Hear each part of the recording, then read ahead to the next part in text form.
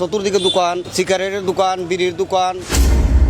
যেই বিড়ি সিগারেট খাওয়ার কারণে মরণবেদী ক্যান্সারে আক্রান্ত হয়ে মানুষকে ছুটে আসতে হয় হাসপাতালে, সেই Sylhet M A Osmani medical college হাসপাতালের প্রধান ফটকেই চলছে পান, বিড়ি ও সিগারেটের রমরমা ব্যবসা।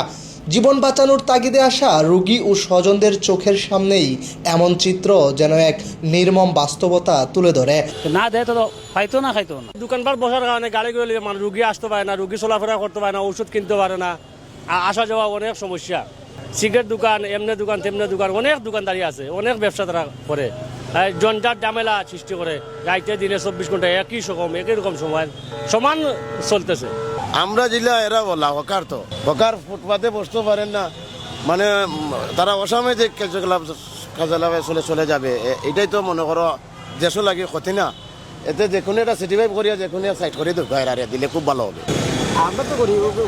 প্রতিনিয়ত ভোগান্তিতে পড়ছেন রোগীর স্বজনরা। হাসপাতালের প্রধান ফটক ঘিরে তৈরি হয়েছে চরম বিশৃঙ্খলা। নির্ধারিত স্থানে পার্কিং না করে রাস্তা দখল করে রাখায় অ্যাম্বুলেন্স সহ রোগীবাহী যান চলাচলে সৃষ্টি হচ্ছে মারাত্মক বাধা। পাশাপাশি আশেপাশের ফার্মেসি থেকে ওষুধ সংগ্রহ করতেও ভোগান্তিতে পড়ছেন স্বজনরা।